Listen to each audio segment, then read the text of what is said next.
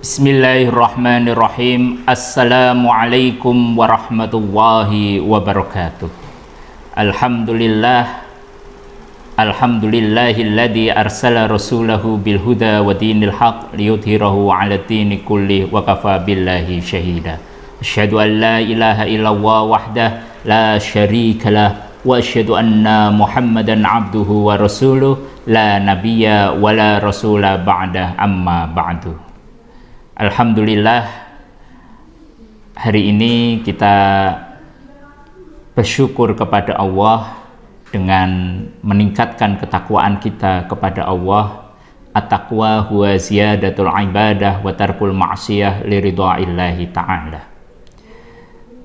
Para pemirsa yang dirahmati oleh Allah, kita hari ini dan setiap masa senantiasa Israel mendolimi bangsa Palestina, di mana dengan kedoliman yang luar biasa tadi, umat muslim di Indonesia kemudian berbondong-bondong untuk bersedekah menyumbangkan apa yang ia punya untuk membantu saudara-saudara kita di Palestina.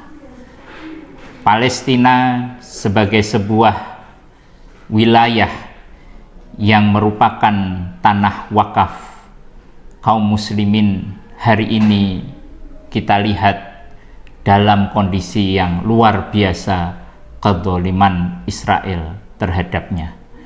Bahkan bisa dikatakan hanya di Palestina inilah kemudian Israel belum mampu menaklukkan umat muslim. Sementara bisa jadi di wilayah muslim yang lain, bangsa Yahudi telah menaklukkan wilayah muslim yang lain. Pemirsa yang dirahmati oleh Allah, berbicara tentang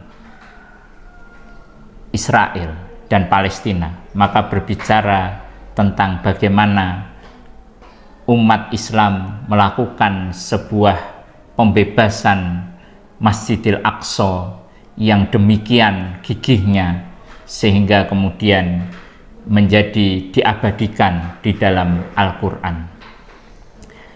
Masjidil Aqsa adalah kiblat pertama umat Islam sebelum kemudian bergeser ke Masjidil Haram.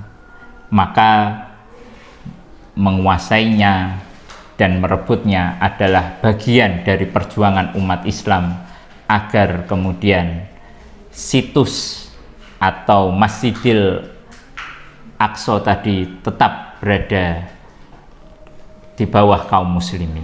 Maka kita memerlukan sosok pahlawan-pahlawan yang akan membebaskan Masjidil Aqsa.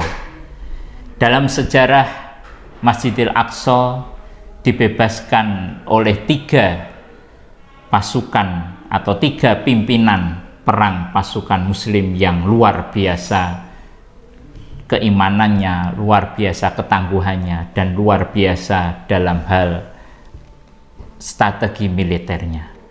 3 pahlawan yang akan kita kupas pada kajian ini, yaitu yang pertama Amirul Mukminin Umar bin Khattab, kemudian Salahuddin Al-Ayyubi, dan yang ketiga adalah Muhammad Al-Fatih. Yang pertama, Umar bin Khattab adalah khalifah kedua yang membebaskan Masjidil Aqsa dari bangsa Romawi. Ketika kemudian bangsa Romawi menindas masyarakat Palestina di wilayah itu, maka kemudian Umar bin Khattab menindaklanjutinya dengan kemudian melakukan peperangan yang dimenangkan oleh kaum muslimin dan dibebaskannya Masjidil Aqsa. Umar bin Khattab sosok khalifah yang sangat tegas, adil, dan bijaksana, sehingga Masjidil Aqsa dikuasai oleh umat Islam dan dibebaskan di masa Umar bin Khattab. Kemudian setelah Umar bin Khattab meninggal dan selanjutnya diteruskan oleh pemimpin berikutnya, sampailah kemudian Masjidil Aqsa ini dikuasai kembali oleh kaum Yahudi dan Nasrani. Nah, disitulah kemudian terjadilah yang namanya Perang Salib pada abad ke-11. Di Perang Salib ini awalnya pasukan Muslim kalah, sampailah kemudian seorang pahlawan yang bernama Salahuddin Al-Ayyubi. Bercerita tentang Salahuddin Al-Ayyubi sebagai pembebas Masjidil Aqsa, maka kita akan menjumpai kisah yang dahsyat dari Salahuddin Al-Ayyubi. Bagaimana ayah dan ibunya punya misi yang sama ketika sebelum menikah. Saat itu ayahnya bernama Najmuddin Al-Ayyubi tadi mencari dalam usia yang lebih dari separuh baya, belum menikah. Dan ketika keluarganya menanyakan, apa jawabannya? Aku ingin mencari istri yang dari istriku ini nanti lahirlah seorang kesatria yang membebaskan Masjidil Aqsa dari tangan Romawi. Maka para keluarganya heran, apakah ada yang mau? Apakah ada wanita yang mengimpikan yang sama?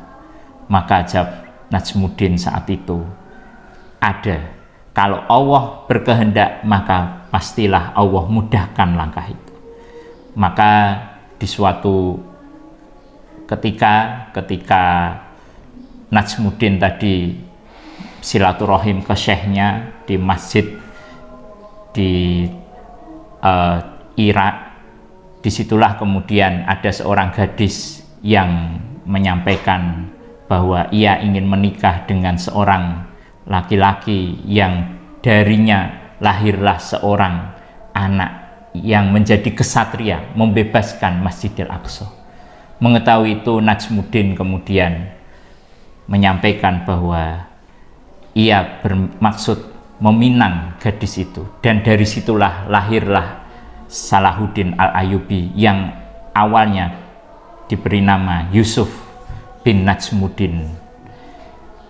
Pemirsa yang dirahmati oleh Allah, ma'asyiral muslimin rahimakumullah, Salahuddin Al-Ayyubi inilah yang kemudian memenangkan umat Islam pada Perang Salib dan membebaskan Masjidil Aqsa yang saat itu dikuasai oleh orang Yahudi dan Nasrani. Saat dibebaskan, kemudian Masjidil Aqsa sepenuhnya bisa untuk beribadah kaum muslim dan umat Islam dapat tinggal di situ.